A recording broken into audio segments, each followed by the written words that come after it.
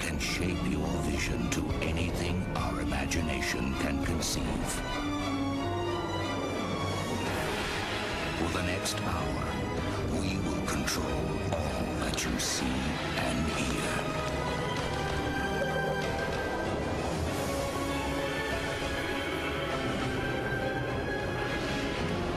You are about to experience the awe and mystery which reaches from the deepest inner mind to the outer limits. Please stand by. It's New York City. It's March 7th. Well, partly it's taken to these very strange images that are behind your head right now. These are pictures of equations. I've been, for the last 15 years, trying to answer the kinds of questions that my colleagues here have been raising. And what I've come to understand is that there are these incredible pictures that contain all the information of a set of equations that are related to string theory. And it's even more bizarre than that, because when you then try to understand these pictures, you find out that buried in them are computer codes just like the type that you find in a browser when you go surf the web.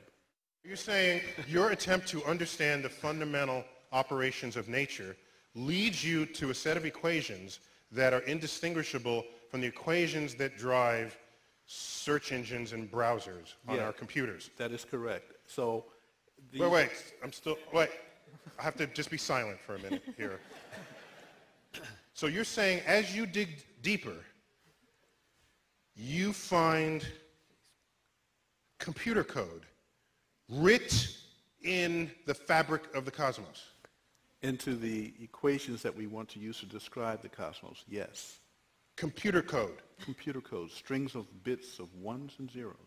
It's not just sort of resembles computer code. You're saying it is computer code. It's not even just is computer code. It's a special kind of computer code that was invented by a scientist named Claude Shannon in the 1940s.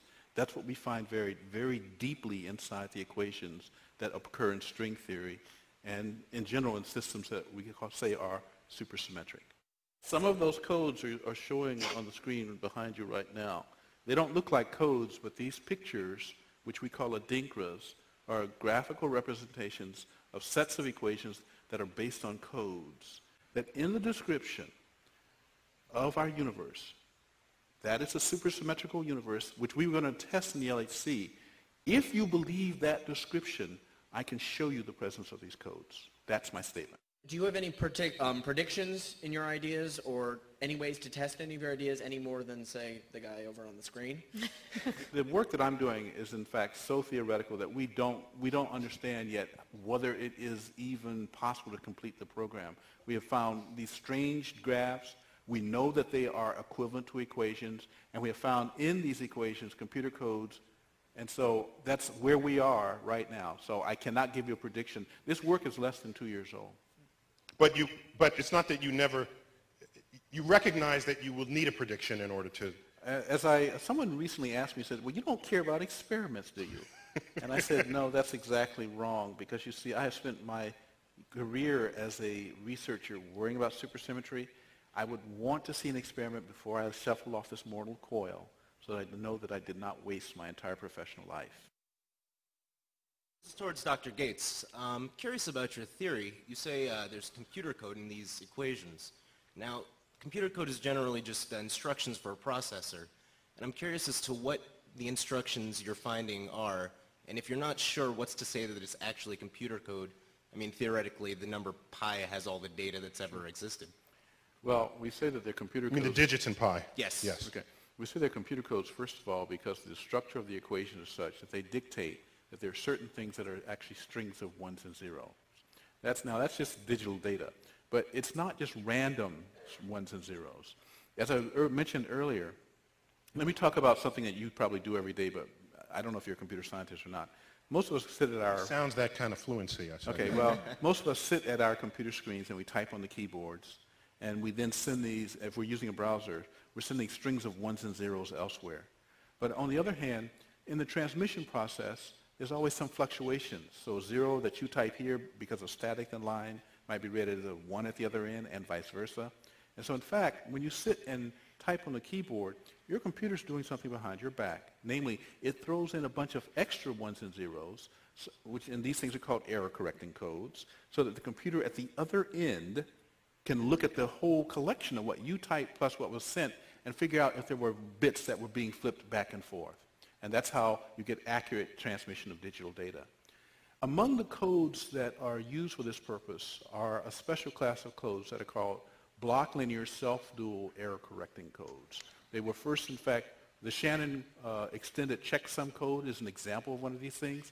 These are the codes that we find buried in the equations. Not just any code, but these self-dual error-correcting block codes. It's quite remarkable for anyone that I've talked to. We have no idea what these things are doing there. Any literature out? I'm sorry? Do you have any literature out that... I can give you technical references that almost nobody in the world can understand. But Jim, I thought you had a popular level article on this? Thank you. Yes, actually, so this past June, the British journal Physics World asked me to write a popular level description of what we have found. So in the June edition of Physics World, and it's published in London, the cover story is called Symbols of Power. It's about these weird symbols that have been showing behind us. We call these things adinkras. And so for a popular level description, yes, we've written that. But other than this one popular level description, it's all technical gobbledygook. Wonderful. And that's a technical term, by the way. Gobbledygook. Thank you.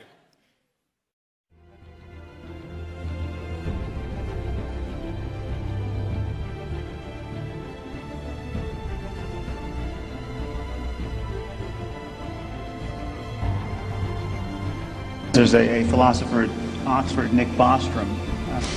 The argument is called the simulation argument, and he argues that we are all very likely not living in a real universe, but living in a simulated universe. And we are being simulated on the hard drives of computers of the future. Now he gets there with a few simple steps. You simply have to acknowledge that consciousness is, at bottom, the result of information processing at the level of the brain.